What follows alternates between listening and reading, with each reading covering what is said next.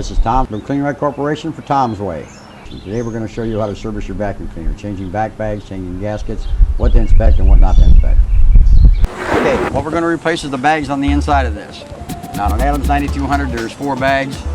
Depending on what kind of vacuum cleaner, it could be anywhere from 2 to 4. It doesn't matter what kind of vac you have. Basically it's the same thing. You still have to change your bags approximately once a year. Adams is very easy. Reach down underneath. There's actually a spring-loaded clip in the inside of it. Undo the clip, push the bag up. Reach up on the top. There's a hook. Take the bag out of it. The reason I'm saying replace the bags is now you can take out the bags that you have in it, get them out of there, inspect them. If there's no rips or tears in them or there's no wear in them, take them out, take them to the laundromat, take them home, wash them. Then you have a spare set of bags for the vacuum cleaner, so the next time you do this, you don't have to purchase a set of bags. So what we're going to do next is we're going to insert the new bag. I come up through the bottom because it's easier for me. Pull the bag up into place, then you have the spring-loaded clip that's on the inside of it. Set it in place. Now there's a groove in the bottom of the bag where it's spring-loaded at. We're going to put that in place and force it into place, which is not easy. Once you have the bottom hooked in place, you have a ringlet on the top of it. There's an eyelet up at the top of here that it hooks to. Make sure the bag is straight. Okay, you just replaced the bag. Now in the 9200 vac, there's 4 of these bags. You're going to do the same thing to all 4 of them. That pretty much takes care of the bags. All right, while you have the access doors open, you have a door gasket that goes around the outside of this. These don't wear out quite as fast as the vac gaskets up on top do. Visually inspect them. If they look like they're in pretty good shape, leave them alone. If they don't look like they're in good shape or they have a crack or a rip or something, replace these too. If the canister in your vac is not completely sealed, you're going to lose suction, you're going to lose performance on the vacuum cleaner. So after you have all the bags changed, I'm going to put them back together.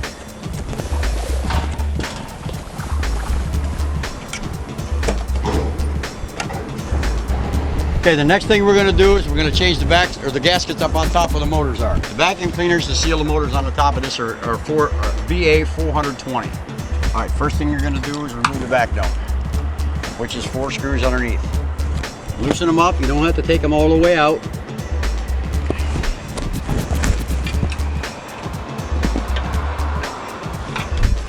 Turn the vac, lift the dome.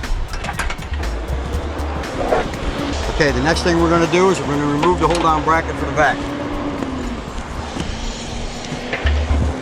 which is in the center of this. Take it off completely. All right, you have 2 5/16 screws.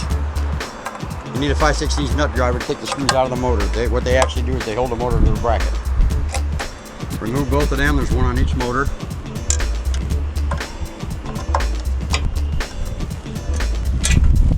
All right, remove the motors. Set them aside. Take the hold down bracket, set it aside.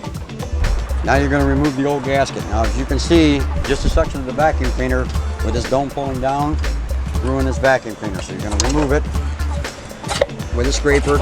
You don't have to get this 100% clean because that's what the gasket is for. The gasket's going to seal it anyway.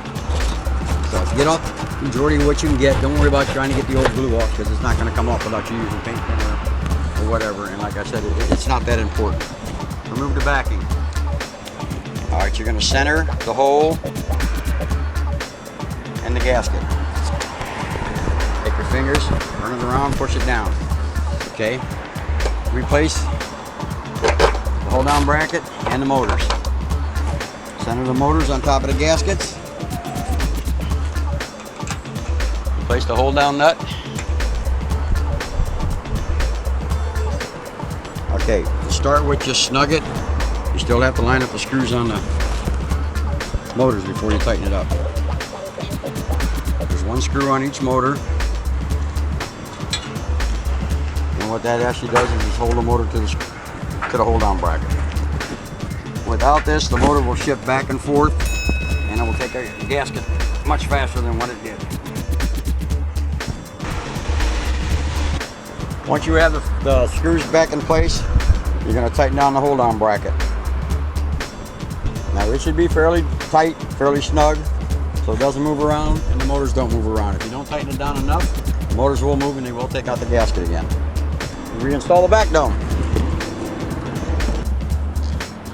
and tighten it up. Okay, the one thing that I need to stress when I'm doing this is once you're done, and the vacuum cleaner is up, you have brand new bags in it, you have brand new vacuum gaskets in it. All you're doing is increasing your performance on the vacuum cleaner. By replacing the bags and stopping the dirt and stuff from going up in the motors, you're going to extend the life on the motors.